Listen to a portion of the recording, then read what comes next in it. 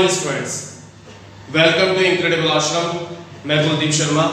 आज से हम लोग इकोनॉमिक्स यानी कि हमारा जो बीकॉम फर्स्ट ईयर के अंदर ईएएफएम के नाम से जिसे अपन जानते हैं, economic administration and financial management, उसको स्टार्ट करते हैं।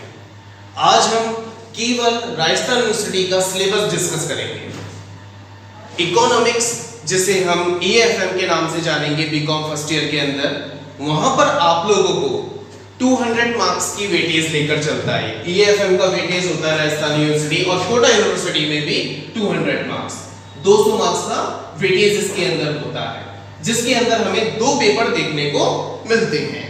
चलिए अब उन दोनों पेपरों के बारे में हम थोड़ा सा आज इंट्रो ले लेते हैं, डिस्कस कर लेते हैं कि अब उसमें हमें देखने को क्या क्या मिलेगा और कहाँ हमारा 12th के साथ इनसे कनेक्शन रहा है, क्या ये हमारे आगे आने वाली चीजों के साथ जुड़ेंगे। तो वो सारी चीजें हम लोग आज लेकर चलेंगे और हम कुछ साथ में लास्ट में पेपर पैटर्न भी देख लेंगे कि इसमें पेपर पैटर्न किस तरीके से आता है। तो चलते हैं Rajasthan university syllabus EFM economic management and financial, economic administration and financial management, paper 1 की तरफ। पेपर 1 जिन्हें स्पेशली जिन बच्चों के पास 12th क्लास में 11-12 क्लास में इकोनॉमिक्स सब्जेक्ट हुआ करता था, हम सभी जानते हैं मोस्ट ऑफ हमारे स्कूलों के अंदर 3 सब्जेक्ट होते हैं, कंप्यूटर, इकोनॉमिक्स और मैथ्स।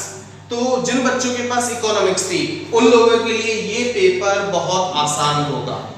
उन लोगों के लिए इस पेपर में जरा भी एक्स्ट्रा एफर्ट करने की जरूरत पड़ेगी ही नहीं, क्योंकि इसमें लगभग सारी चीजें, मैं यूं कहूं 90% कंटेंट्स ऐसे मिलेंगे आपको जो आपने 11th और 12th में पढ़े हैं। 11th और 12th में पढ़े हुए कंटेंट्स आपको यहाँ पर मिल जाते हैं। चलो पहली बात करते हैं फर्स्ट यूनिट की। First unit introduction of business economics. Economics पढ़ा है, बिजनेस भी पढ़ा है last year, business organisation, business studies, व्यवसायिक अध्ययन के नाम से हमारी बुक हुआ करती थी। साथ ही साथ हम लोगों ने इकोनॉमिक्स भी पढ़ी है, इकोनॉमिक्स वाले बच्चों ने, और कंप्यूटर और मैथ्स वाले बच्चों ने एटलीस्ट इसका नाम तो सुना ही होगा और कुछ क्लासेस भी हो सकती हैं आपने ली हो। लेकिन हम बात करेंगे इस यूनिट के अंदर introduction of business economics. Business के अंदर इकोनॉमिक्स कैसे मिक्स होती है। व्यवसाय होता है, प्रत्येक व्यक्ति व्यवसाय करता है, जो भी व्यवसाय उद्योगपति एंटरप्रेन्योर जिसे अपन बोलते हैं, वो लाभ कमाने के उद्देश्य से मैन्युफैक्चरिंग करता है, सर्विसेज देता है या फिर प्रोडक्शन करता है, किसी भी नाम से बिजनेस एक्टिविटी कहलाती है।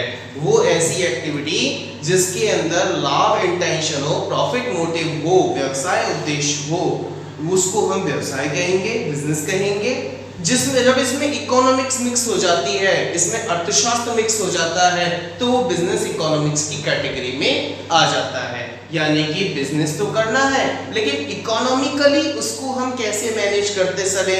यानी कि शुरुआत से देखते हैं फर्स्ट वैल्यू से, एंटरप्रेन्योर पर इस पर क्या इफेक्ट पड़ेगा, एंटरप्रेन्योर की फैमिली पर क्या इफेक्ट पड़ेगा, एंटरप्रेन्योर की यानी कि उद्योगपति या फिर उस कंपनी का मालिक या दुकान का मालिक, उस दुकान के मालिक के मोहल्ले कॉलोनी के ऊपर क्या इफेक्ट पड़ेगा, देश के ऊपर क्या इफेक्ट पड़ेगा, सोसाइटी के ऊपर क्या इफेक्ट पड़ेगा, पूरे वर्ल्ड के ऊपर क्या इफेक्ट पड़ेगा। क्या उसने कंट्रीब्यूशन दिया, क्या उसने पूरे देश से लिया, क्या उसको एक्स्ट्रा एफर्ट सरकार दे रही है, क्या उससे टैक्स ले रही है, क्या उसको सब्सिडीज दे रही है, क्या वो बेनिफिट दे रहा है, मेरिट्स, डीमेरिट्स, इसके एडवांस, सब कुछ हम बिजनेस इकोनॉमिक्स में बिजनेस को इकोनॉमिक्स के साथ जोड़कर पैरेलली दोनों के साथ पढ़ेंगे। ये चीज आपके लिए थोड़ा सा नया हो सकता है, लेकिन जब हम क्लास में इस चीज को कंटिन्यू करेंगे बिजनेस इकोनॉमिक्स को, तो इस बात का मैं विश्वास दिला देता हूं आप लोगों को कि आपके लिए बिजनेस और इकोनॉमिक्स को मिक्स करना और इस टॉपिक को पढ़ना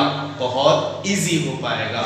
इतना ज्यादा इसमें बर्डन लेने की जरूरत बिल्कुल ही आपको नहीं पड़ती। चलिए अब हम बात करते हैं यूनिट सेकंड की, कंज्यूमर बिहेवियर यानी कि उपभोक्ता का व्यवहार, और दूसरा है इसी के अंदर प्राइस डिमांड रिलेशनशिप यानी कि कीमत मांग का संबंध। ये आप लोगों ने 12th क्लास में माइक्रो के स्टार्टिंग में पढ़ा है और बहुत अच्छे से पढ़ा है, खासकर यदि कोई मेरा स्टूडेंट है तो उसने बहुत बेहतरीन तरीके से पढ़ा है।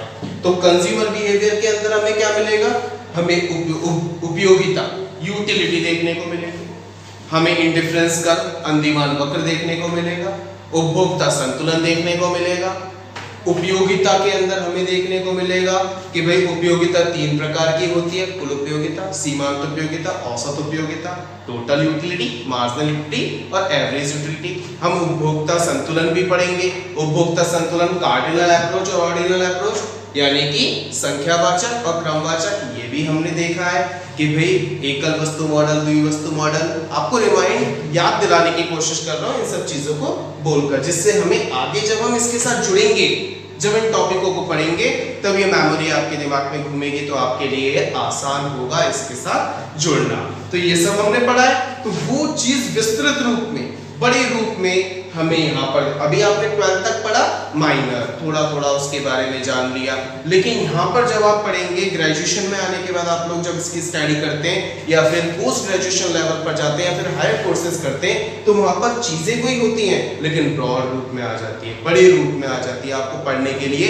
ज्यादा मिलता है, एक्स्ट्रा चीजें होती हैं, एग्जाम्पल्स का लेवल बढ़ जाता है आप लोगों के सामने। चलिए अगली बात करते हैं। इसी टॉपिक के अंदर यूनिट 2 के अंदर हमें देखने को मिलता है प्राइस और डिमांड का रिलेशनशिप। डिमांड टॉपिक हमने पढ़ा है। डिमांड व्यक्तिगत डिमांड यानी कि इंडिविजुअल डिमांड, मार्केट डिमांड यानी कि बाजार मांग। बाजार मांग के आगे हमें बहुत सारी वस्तुएं भी देखने को मिलती हैं, जैसे कि हमारे inferior goods, normal goods, substitute goods, complementary goods. तो डिमांड के अंदर बहुत कुछ है। डिमांड का एक बेसिक सिद्धांत जो होता है, जो पूरा का पूरा डिमांड मेरे अकॉर्डिंग जिस पर टिका हुआ है, वो है मांग का नियम, लॉ ऑफ डिमांड। वो क्या कहता है? अन्य बातें समान रहने पर यदि किसी वस्तु की कीमत बढ़ती है यानी कि प्राइस बढ़ती है, चीज महंगी हो जाती है, तो वस्तु की मांग घट जाती है, और यदि प्राइस घट जाती है, चीजें सस्ती हो जाती है, तो मांग बढ़ा दी जाती है। इस सिद्धांत को लेकर यदि इस सिद्धांत को हमने पकड़ लिया पूरी तरीके से और समझ लिया, तो पूरा मांग और मांग की लोच जो इसमें आएगा, और कुछ हद तक कुछ टॉपिक इसमें भी है, दोनों में मिक्स करके, तो ये दोनों क्या है, इसी के इर्द गिर्द घूम रहा है। सारा का सारा लॉ, नियम, एक्स्ट्रा जो भी नियम कायदे, वो सब इसी के आसपास आपको घूमते हुए मिल जाएगा। चलिए यूनिट 2 होने के बाद अब हम बात करते हैं बेटा यूनिट 3 की बात। यूनिट 3 जो इसके अंदर आप लोगों को दिख रहा है, प्रोडक्शन फंक्शन, 12th क्लास में पढ़ा है आप लोगों ने, यानी कि उत्पादन फलन। उत्पादन किसे कहते हैं?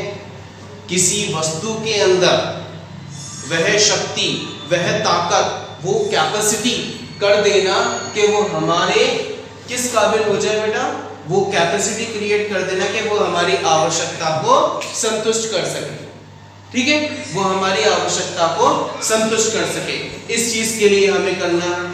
ठीक है, चलिए तो अब हम बात करते हैं, बोर्ड की तरफ ध्यान देंगे कि हमारा कॉस्ट एनालिसिस, इसी के अंदर आता है। प्रोडक्शन के बाद हमारा टॉपिक आता है कॉस्ट एनालिसिस। ये भी आप लोगों ने पढ़ा है कि भाई लागत क्या होती है। लागत का अंदर देखने को हमें मिलता है, लागत कितने प्रकार की होती है, अल्पकालीन बाजार में अलग होती है, दीर्घकालीन बाजार में अलग होती है। तो लागत के बारे में डिटेल में हमें पढ़ने को मिल जाएगा।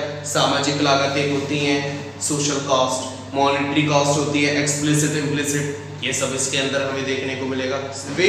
डिटेल में, सब कुछ डिटेल में होगा। बेस वही है, जो आधार है वो सब वही है, सेम है, आधार में कोई परिवर्तन नहीं होगा आपको, लेकिन उसका जो वृक्ष है, वो जो पौधा था 12th क्लास में, अब वो पौधा बढ़कर वो वृक्ष बनने वाला है, और वृक्ष बनाएंगे आप लोग। ये बना हुआ नहीं है, ये तो अब बनने के लिए तैयार है, आप बनाओगे। अब ये आपके ऊपर डिपेंड करता है कि आपको इसे किसका वृक्ष बनाना है, कि घास फूस ही बनानी है, या फिर तुम्हें आम का, बबूल का, जो भी हमारे काम की चीजें हैं, उसका वृक्ष बनाया जो हमें फायदा दे। तो वो वृक्ष आपको तैयार करना है, जिसमें मैं आपका पूरी तरीके से साथ दूंगा। चलिए, इसी यूनिट के अंदर हमें रेवेन्यू यानी कि आगम, जिसका दूसरा नाम संप्राप्ति भी है। वस्तु को बेचने के बाद विक्रेता के पॉइंट ऑफ व्यू से बात करता हूँ, सेलर के पॉइंट ऑफ व्यू से बात करो बेटा। वस्तु को बेचने के बाद जो पैसा, धनराशि हमें यानी कि विक्रेता को प्राप्त होती है, उसे हम रेवेन्यू कहते हैं, संप्राप्ति कहते हैं। तो इसका अध्ययन हम डिटेल में करेंगे कि आगम की 3 अवधारणाएं, कुलागम, सीमांतागम, कुलागम, सीमांतागम और औसतागम, और उनमें के बीच में रिलेशन, अलग अलग हमारे मार्केट में कैसे कर्व्स होते हैं, वो क्यों होते हैं, उनसे क्या बना, ये सारी चीजें, कनेक्शन वगैरह वो सब हम इस टॉपिक के अंदर पढ़ेंगे। 3 यूनिट्स हो जाती है। अब हम चौथी यूनिट की ओर चलते हैं, मार्केट एनालिसिस। बाजार पढ़ा है आप लोगों ने, बाजार किसे कहते हैं? वह तंत्र, वह सिस्टम जिसके अंदर वस्तुओं का लेन देन, क्रय विक्रय, परचेस सेल होता है। क्यों करते हैं? लाभ कमाने के लिए, लाभ कमाने के उद्देश्य को ध्यान में रखते हुए दो लोग आपस में मिलते हैं, इंटरेक्ट होते हैं। वो दो लोग कौन कौन से होते हैं? एक सेलर और एक परचेजर। वो दो लोग आपस में मिलते हैं, और वो क्यों मिले? क्योंकि इसमें से एक पर्सन का उद्देश्य है, यानी कि सेलर का उद्देश्य है लाभ कमाना, प्रॉफिट अर्न करना, ये उसका उद्देश्य है, इसलिए वो आपस में आकर मिले हैं। चलिए, ये एक्स्ट्रा आपकी में जुड़ा है, एडवर्टाइजमेंट एक्सपेंसेस। एडवर्टाइजमेंट एक्सपेंसेस यानी कि आप सभी को पता है, माल बेचने के लिए जो दुकानदार है, उत्पादक है, प्रोड्यूसर है, मैन्युफैक्चरिंग फर्म है, कंपनी है, ये सब मार्केटिंग करती है। बिना मार्केटिंग के, बिना एडवर्टाइजमेंट के हमें पता ही नहीं चलता कि मार्केट में लक्स के अलावा और भी कई साबुन मिलते हैं, डव के अलावा, पियर्स के अलावा और भी बहुत सारे साबुन हैं, हमें तो पता ही नहीं चलता।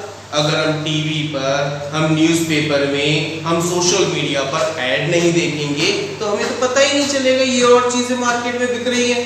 तो ये एडवर्टाइजमेंट होता है। अब एडवर्टाइजमेंट का मेरिट, डीमेरिट्स, फायदे, कैसे कैसे एडवर्टाइजमेंट होते हैं, कैसे कैसे विज्ञापन किए जाते हैं, उनके टेक्निक क्या होते हैं, वर्तमान में भारतवर्ष में एडवर्टाइजमेंट को लेकर कितनी जॉब अपॉर्चुनिटीज हैं, सरकार इसके लिए क्या कर रही है, तो ये सारी चीजें हम इस वाली चैप्टर के अंदर हम लोग पढ़ेंगे।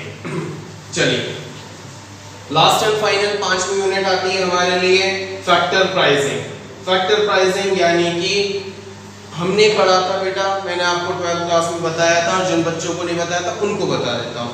उत्पादन के कारक। उत्पादन के कारक क्या होते हैं? जिन चीजों से किसी वस्तु का उत्पादन होता है उसे हम उत्पादन के कारक कहते हैं। जैसे कि आपको एक चेयर बनानी है, तो चेयर बनाने के लिए क्या चाहिए भाई? रॉ मटेरियल, उत्पादन का कारक है, यानी कि प्रोडक्शन फैक्टर है। एक मजदूर भी उसके साथ हो, 2-3 मजदूर हो सर, तो मजदूर भी क्या है? उत्पादन के कारक है।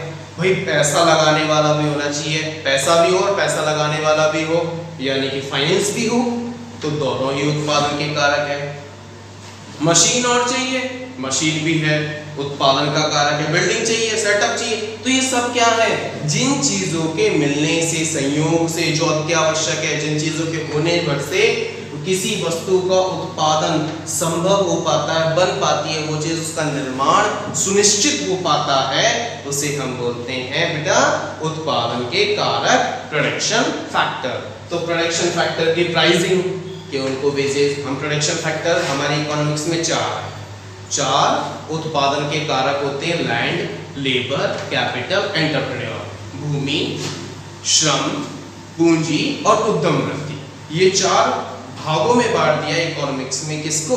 उत्पादन के कारकों को। और इनको बदले में क्या मिलता है? प्राइसिंग की बात हो गई, फैक्टर प्राइसिंग, बदले में क्या मिलता है? लैंड को मिलता है, भूमि से मिलता है किराया यानी कि रेंट, लगान। लेबर यानी कि श्रम को क्या मिलता है? मजदूरी, वेजेस। कैपिटल यानी कि पूंजी से क्या मिलता है बेटा? पूंजी पर मिलता है ब्याज। और लास्ट एंड फाइनल होता है लैंड, लेबर, कैपिटल, एंटरप्रेन्योर, उद्योगपति, वह मालिक, वह व्यक्ति, वह रिस्क लेने वाला पर्सन, साहसी, जिसने इतना सब सेटअप किया, इतने सारा पैसा लगाया, रिस्क लिया, टेंशन ली, उसको बदले में क्या मिलेगा? लाभ मिलेगा, प्रॉफिट मिलेगा। ठीक है, तो उस चीज का अध्ययन इसके अंदर करेंगे। बिजनेस साइकिल आएगा बेटा। बिजनेस साइकिल होता है भाई रिसेशन, यानी कि मंदी, तेजी, कब मंदी आएगी, कब तेजी आएगी, क्यों मंदी आएगी, क्यों तेजी आएगी, उसका एक्सपोर्ट, इंपोर्ट, इंटरनेशनल मार्केट पर इफेक्ट, नेशन पर इफेक्ट, हमारा बिजनेस कैसे इफेक्टेड हुआ। इस समय हम लोग कोरोना पीरियड चल रहा है, मार्केट में क्या है? मंदी क्यों है? माल पड़ा हुआ है, प्रोडक्शन भी, पहली बात तो पुराना माल पड़ा हुआ है, माल बिक नहीं रहा है। क्यों नहीं बिक रहा है? महंगाई हो गई। महंगाई हो गई, दूसरा पार्ट क्या है? लोगों के पास पैसा भी नहीं है, ना तो पैसा है और चीजें भी महंगी लग रही है, दोनों चीजें इम्बैलेंस हो गई है, मंदी है। ये क्यों आई, क्या हुआ, गवर्नमेंट इसके लिए क्या करेगी, क्या करना चाहिए, सजेशंस। तो ये सारी चीजें हमें किसके अंदर देखने को मिलेगी बेटा? बिजनेस साइकिल के अंदर देखने को मिलेगी, व्यवसाय चक्र के अंदर देखने को मिलेगी। Last and final national income, जो हमारा मैक्रो के अंदर हमें देखने को मिलता है राष्ट्रीय आय। तो राष्ट्रीय आय हमें इस वाले चैप्टर के अंदर देखने को मिलती है। राष्ट्रीय आय के अंदर हम लोग जीडीपी, जीएनपी, एनएनपीएफसी। राष्ट्रीय आय क्या है? एक वित्तीय वर्ष में एक देश के अंदर जितनी भी तरह की वस्तुओं सेवाओं का उत्पादन होता है उसकी मौद्रिक मूल्य को हम लोग राष्ट्रीय आय कहते हैं। नेशनल इनकम क्या है? एक फाइनेंशियल ईयर में एक कंट्री के अंदर जितना भी तरह का प्रोडक्शन होता है उसकी मौद्रिक मूल्य, जितना लोगों ने कमाया, किसने, कितने लोगों ने कमाया? सबने। हमारे देश की जनसंख्या 135 करोड़ है, तो इन सबने कितना कमाया? इन सब का टोटल ही क्या होता है बेटा जी? इन सब का टोटल होता है नेशनल इनकम। ये तो बहुत छोटे वे में मैंने आपको बताया, ये बहुत ब्रॉड है, बहुत ब्रॉड है। 12th वाले जानते हैं इस बात को। 12th वाले बच्चों से मैंने बोला भी था कि आगे हायर स्टडीज में और डिटेल में देख लो, जितना 12th में पढ़ा उससे भी विशाल आएगा अभी आपको देखने के लिए। डरने की कोई आवश्यकता नहीं है, बिल्कुल आवश्यकता नहीं है डरने की बेटा, बिल्कुल टेंशन लेने की आवश्यकता नहीं है। सब बहुत इजी, चुटकियों पर, टिप्स पर याद होने वाला सिखा दूंगा। इतना आसानी से याद हो जाएगा, ये सारी चीजें इतने आसानी से दिमाग में घुस जाएगा कि टिप्स पर सारी चीजें याद रहेगी। कभी भी कोई भी कैसे भी कुछ भी पूछेगा, घर में भी बातें होगी, न्यूज देखते समय दिमाग में आएगा, कोई चीज समझना इतना आसान हो जाएगा। क्योंकि हम लोग कॉमर्स से बिलोंग करते हैं बेटा, कॉमर्स वालों को ये सारी चीजें पता होना अत्यंत आवश्यक है। कॉमर्स वालों से एक्सपेक्ट भी किया जाता है, कॉमर्स वालों से पूछा भी जाता है कि भाई तुम तो जवाब दो, क्योंकि तुम्हारा काम तो पैसे देने से ही पड़ता है। ये कॉमर्स वालों से यानी कि वाणिज्य विषय वालों से एक्सपेक्ट भी किया जाता है और उन लोगों को पता भी होना चाहिए। तो ये सब कुछ हम बिजनेस इकोनॉमिक्स, जो पेपर फर्स्ट है हमारा, जिसका वेटेज है बेटा जी 100 मार्क्स का, इसके अंदर हम लोग बहुत डिटेल में सब कुछ पढ़ेंगे। चलिए अब हमारे EFM के पार्ट 2 की तरफ चलते हैं। पार्ट 2 यानी कि 12th क्लास का बैंकिंग पार्ट, बैंकिंग पार्ट, और उसके बाद का हमारा इंटरनेशनल ट्रेड भी इसके अंदर इंक्लूड होता है बेटा। तो वो हमारा डिटेल में, हाँ इसके बारे में मैं बता दूं कि यहाँ तक जो क्वेश्चन है कुछ हद तक, चलो यहाँ 3rd यूनिट तक, मतलब इसका 50% पार्ट आपने 12th में पढ़ा है, मतलब कम से कम बेस तो तैयार है आपका।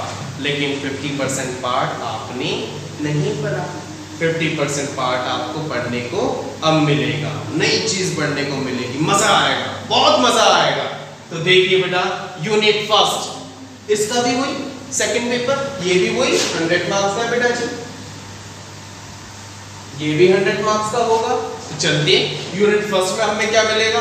यूनिट फर्स्ट में हमें मिलेगा बैंक के बारे में जानना। बैंक क्या है? बैंक वह संस्था है, वह ऑर्गेनाइजेशन है जो मुद्रा का लेन देन करती है, यानी कि हमारी जमाएं स्वीकार करती है और बदले में हमें लोन देती है, ऋण देती है, उधार देती है। क्यों देती है? क्योंकि बीच का कमीशन, बीच का जो डिफरेंस होता है उसी पूरा बैंकिंग सिस्टम चल रहा है। और भी बहुत सारे फायदे हैं, ये तो एक बहुत छोटा सा फायदा बताया बेटा मैंने आपको। बैंक शुरू होने के भी बहुत सारे उद्देश्य है, बैंक का इतिहास क्या है, बैंक के बारे में बहुत कुछ हमें पढ़ना है। फर्स्ट बैंक कौन सा था, बाद में बैंकों के नाम कैसे हुए, वर्तमान में प्राइवेट पब्लिक कैसे कैसे प्रकार के बैंक है, कितने बैंक है, उन सब की कितनी कमाई है, ये सब कुछ इसमें आपको ये मैं विश्वास दिला देना चाहता हूँ। यहाँ तक इस वाली यूनिट के अंदर आपको बैंक का कंप्लीट ABCD मैं आपको बता दूंगा, सब कुछ बैंक का ओवरऑल पता चल जाएगा आज तक की डेट का। वहीं मॉनेटरी पॉलिसी, मौद्रिक नीतियां याद करो इकोनॉमिक्स वाले बच्चों, CRR पढ़ा था, SLR पढ़ा था, बैंक रेट पढ़ी थी, बैंक रेट पढ़ी थी, तो वो सारी चीजें इसके अंदर आएगी कि भाई सर कॉमर्शियल बैंक का काम क्या होता है, वाणिज्यिक बैंक का काम क्या होता है, लोन देना। लोन देना उनका काम होता है। तो उन्होंने लोन दिया तो कंट्रोल कौन कर रहा है, इन सब का फादर कौन है, आरबीआई। सारा बैंकिंग सिस्टम किसके कंट्रोल में होता है, मैंने यहाँ 2 नाम लिखे बेटा, आरबीआई और नाबार्ड। पूरे भारतवर्ष में बैंकिंग तंत्र को जो कंट्रोल कर रहा है वो है RBI, reserve bank of India. ये है। ये दूसरा नाम मैंने जो नाबार्ड लिखा है ना, वो इसलिए लिखा है कि आरबीआई के अधीन है नाबार्ड, लेकिन जो एक बहुत बड़ा पार्ट है, यानी क्या, कौन सा बड़ा पार्ट है, हम सभी जानते हैं कि भारत गांव में बसता है, यानी कि एग्रीकल्चर, रूरल एरियाज। तो रूरल एरियाज के अंदर बैंक, एग्रीकल्चर बैंक, वो सारा का सारा जो कंट्रोल होता है ना, वो नाबार्ड के पास होता है। और ये लगभग हमारा 30% पार्ट लेकर चल रहा है, 30% पार्ट इसके पास होता है।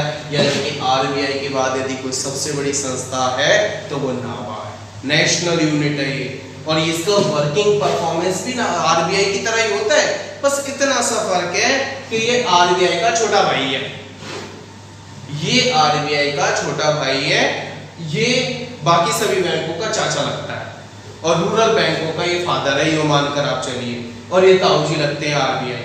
यानी कि इसकी ये बेटर है, बेटर कहने का मतलब है नाबार्ड रिपोर्टिंग देता है आरबीआई को सभी रूरल एरियाज के बारे में। ये हमें अब इसके बारे में डिटेल में पढ़ना है कि भाई आरबीआई कब आया, नाबार्ड कब आया, आरबीआई के फंक्शंस, नाबार्ड के फंक्शंस कैसे करते हैं, क्या करते हैं, कैसे कंट्रोल करते हैं, सब हम इसके अंदर पढ़ेंगे।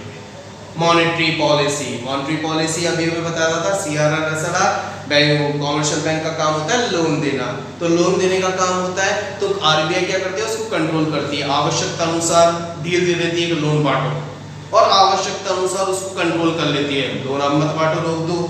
तो ये सारी चीजें किसके अकॉर्डिंग होती है, इकोनॉमिकल कंडीशंस के अकॉर्डिंग, यानी कि आर्थिक परिस्थितियों के अनुसार होता है बेटा ये सारी चीजें। यानी कि देश की स्थिति कैसी है, देश को रिक्वायरमेंट क्या है, गवर्नमेंट पॉलिसीज क्या कहती है, इन सबको चीजों को लेकर पैरेलली जब हम चलते हैं तो तब आरबीआई करती है। और बहुत सारे रीजंस होते हैं बेटा, उन सारे रीजंस की स्टडी बड़े आराम से, बहुत इत्मीनान से हम लोग करेंगे।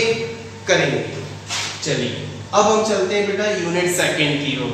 यूनिट सेकंड यूनिवर्सल बैंकिंग जो वर्तमान में चल रही है। वर्तमान में हमारे देश में एक समय पर क्या हुआ था, नोटबंदी हुई। नोटबंदी हुई तो उस वक्त क्या हुआ बेटा कि हमारे माननीय श्री नरेंद्र मोदी जी ने, जो वर्तमान में हमारे प्रधानमंत्री भी हैं, तो उन्होंने उस समय भी वो प्रधानमंत्री थे, तब से लेकर अब तक उन्होंने डिजिटल बैंकिंग को ज़्यादा प्रमोट किया है। नेट बैंकिंग, मोबाइल बैंकिंग, बहुत सारी ऐप्स चल रही हैं, पेटीएम, फोन पे, मोबाइल पे, और बैंकों के हर बैंक का मोबाइल ऐप है, भीम चलाया, तो ये सारी ऐप्स चलाती है। ये क्यों किया, ये सारा पैसा एक नंबर का हो जाए, जो भी ये आप 1 रुपये भी किसी को ट्रांसफर करो तो गवर्नमेंट को पता रहे कि 1 रुपये इसने फला आदमी को इतने बजे इतने सेकंड पर, उसकी सारी डिटेल गवर्नमेंट के पास पहुंचे। तो ये यूनिवर्सल बैंकिंग, इसके बेनिफिट्स हैं, बहुत सारे बेनिफिट्स हैं। जैसे मुझे आज अगर मैं मेरी स्थिति बताऊं बेटा, तो मुझे आज केवल बैंक में पैसा जमा कराने के लिए ही जाना होता है। बस मैं बैंक में या तो कोई स्पेशल केस में जाता हूं, अदरवाइज मेरा 90% अगर बैंक में, 99% बैंक में अगर मैं वर्तमान में जाता हूं, जो कि महीने 2 महीने में एक बार, वो क्यों जाता हूं, केवल पैसा जमा कराने के लिए। क्योंकि निकाल तो मैं एटीएम से सकता हूँ, किसी को पेमेंट करना है फोन पे से कर लिया, पेट्रोल डलवाना है कार्ड दे दिया, स्वाइप कर लिया, तो ये सारी चीजें इतना इजी हो गया। पहले हर छोटे छोटे काम के लिए 1000 रुपए चाहिए, बैंक में जाओ, लाइन में लगो, पैसा निकलवाओ, तब करना पड़ता था, तो बहुत सुलभ भी हो गया है। तो ये यूनिवर्सल बैंकिंग के फायदे, नफा नुकसान, ये सब कुछ कैसे होता है, क्या होता है, कब से स्टार्ट हुआ, ये सारी चीजें हमें यूनिवर्सल बैंकिंग के अंदर, सार्वभौमिक बैंकिंग के अंदर पढ़ने को मिल जाएगी बेटा। इसी यूनिट के अंदर आएगा relationship between banker and customer. Banker यानी कि बैंक का अधिकारी नहीं, बैंकर, और उसका ग्राहक कौन है? जो उसके अंदर अपनी डिपॉजिट्स कर रहा है। दूसरी तरफ ग्राहक एक और है जो उससे लोन ले रहा है। तो उन दोनों के बीच में क्या रिलेशन है? रिलेशन अलग अलग, क्योंकि हमारा जो बैंकिंग लॉ है, बैंकिंग रेगुलेशन एक्ट, उसके अकॉर्डिंग भी बहुत सारे नियम है, और एक्स्ट्रा में जो हम व्यवहारिक रूप से जानते हैं, व्यवहारिक रूप से भी बेटा बहुत बहुत बहुत सारे नियम हमें देखने को मिलेंगे। चलिए बच्चा, अब हम यूनिट 3 की ओर चलते हैं।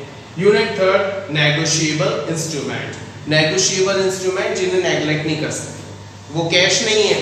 कैश क्या होता है? अगर आपको मैं 100 रुपये दूं या आप मेरे को 100 रुपये देते हैं, तो मैं लेने से या आप लेने से मना नहीं करोगे, क्योंकि वो जो कागज का टुकड़ा जिसे हम 100 रुपये के नोट के दाम से जानते हैं, भारत सरकार द्वारा, हमारी सरकार द्वारा अधिकृत है। सब लोग उसे मानते हैं कि वो वास्तव में 100 रुपये है, उसका काम 100 रुपये के बराबर होगा।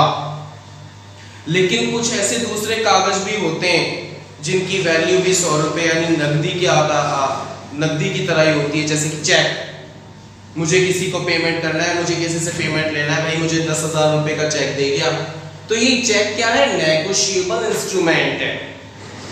नेगोशिएबल इंस्ट्रूमेंट यानी कि जिसे विधान तो ये कहता है, यानी कि नियम कायदे तो ये कहते हैं कि मना मत करो, ले लो, यानी कि इसमें कोई कमी नहीं है। आप जो पर्टिकुलर टर्म्स एंड कंडीशंस आपको बताई हुई है, उसके वो अगर सारी फुलफिल है, फॉर एग्जांपल साइन सही है, डेट सही है, नाम सही है, और सारी फॉर्मेलिटीज वगैरह सब सही है, तो आप ले लो, हमारी तरफ से तो मना नहीं है।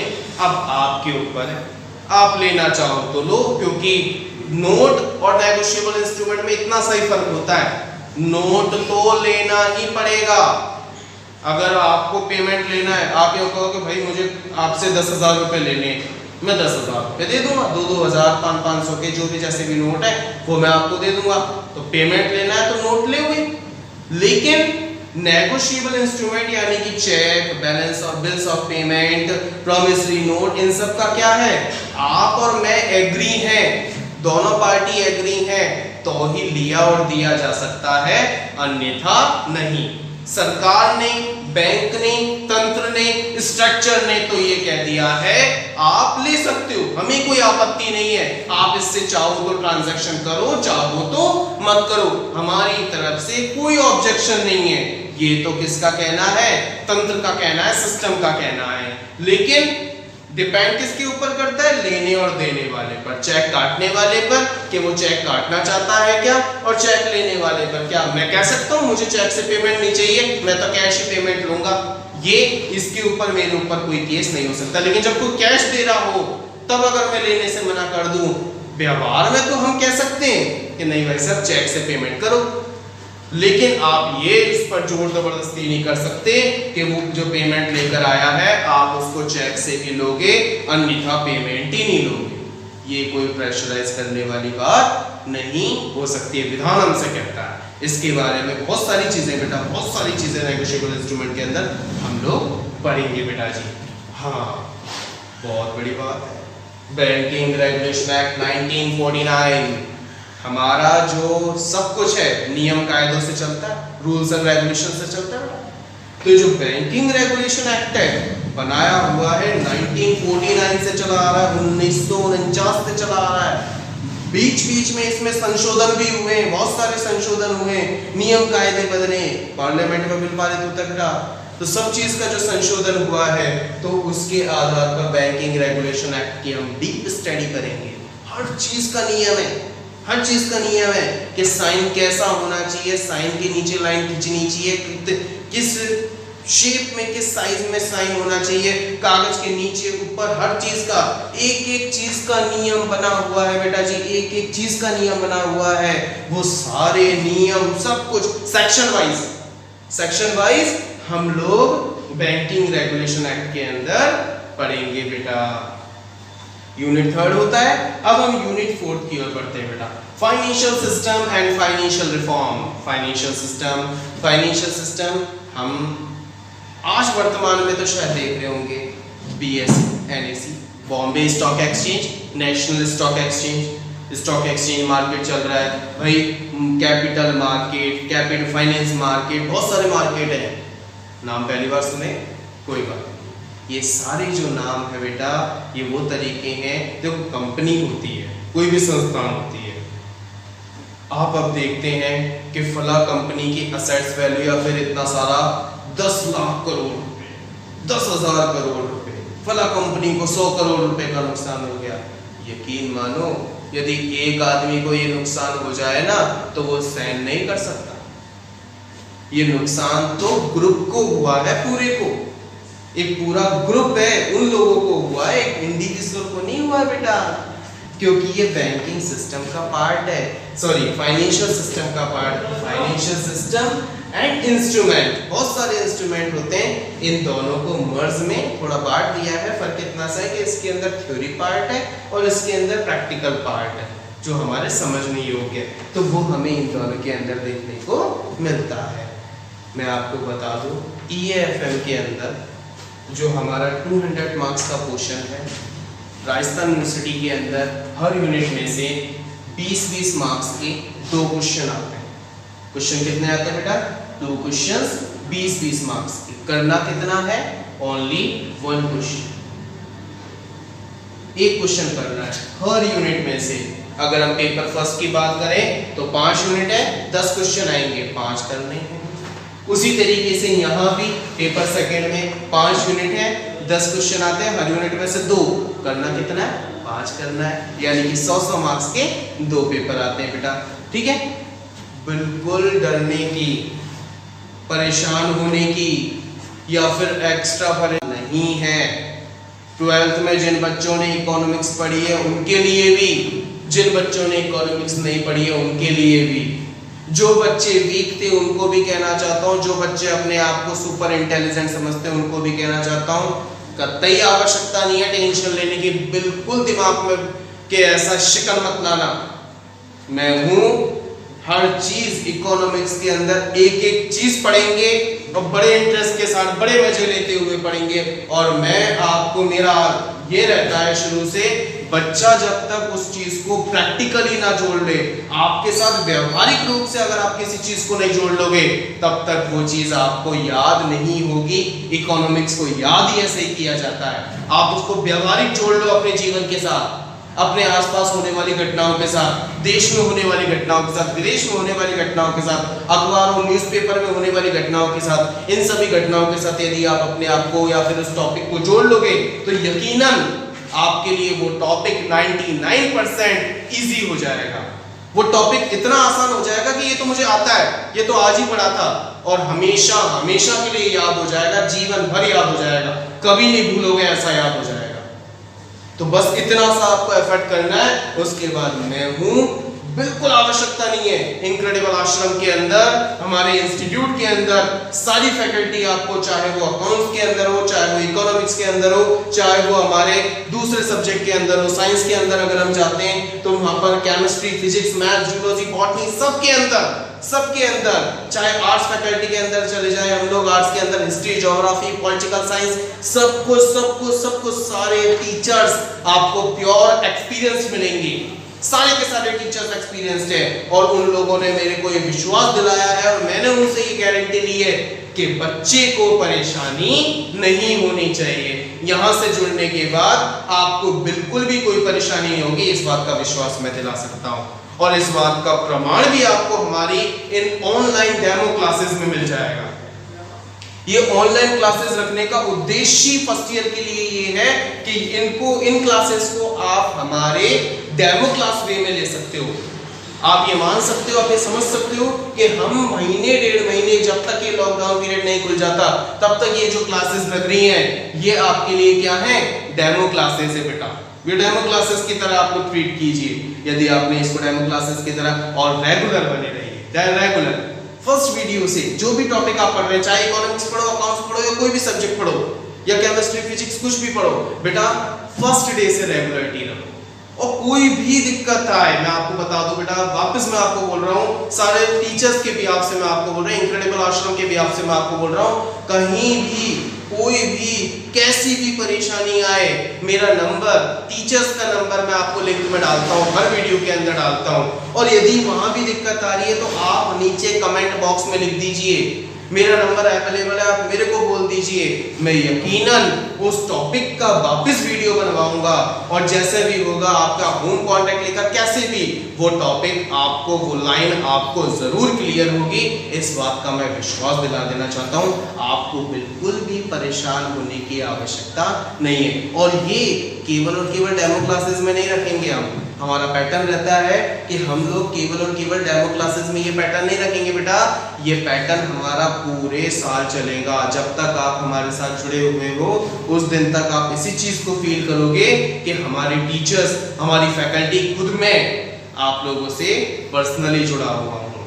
आपको किसी भी चीज को पूछने में, किसी भी चीज को जानने में, किसी भी नई चीज के बारे में पहचानने, सोचने में कभी कुछ ऐसा नहीं लगेगा कि ये पूछने में मुझे कोई झिझक हो।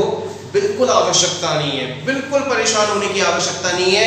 इनक्रेडिबल आश्रम से जुड़िए और मैक्सिमम जुड़िए। रजिस्ट्रेशन इस वक्त प्रारंभ है, आप नंबर पर कांटेक्ट करके या फिर ऑफिस में आकर आप कभी भी रजिस्ट्रेशन करवा सकते हैं। और रजिस्ट्रेशन कराने की भी कोई जल्दी नहीं है, कोई जल्दी नहीं रजिस्ट्रेशन कराने की।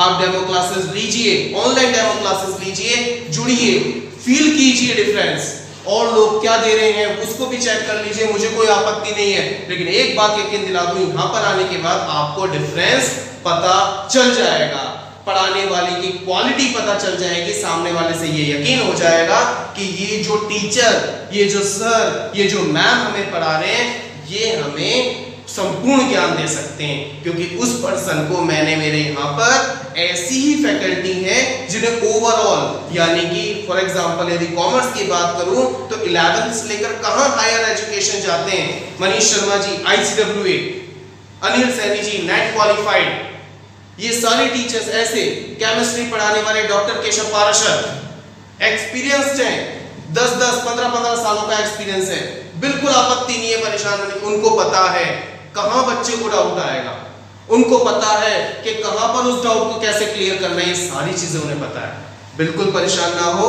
आराम से पढ़िए और कोई भी डाउट हो तो हमारे कमेंट बॉक्स में हमें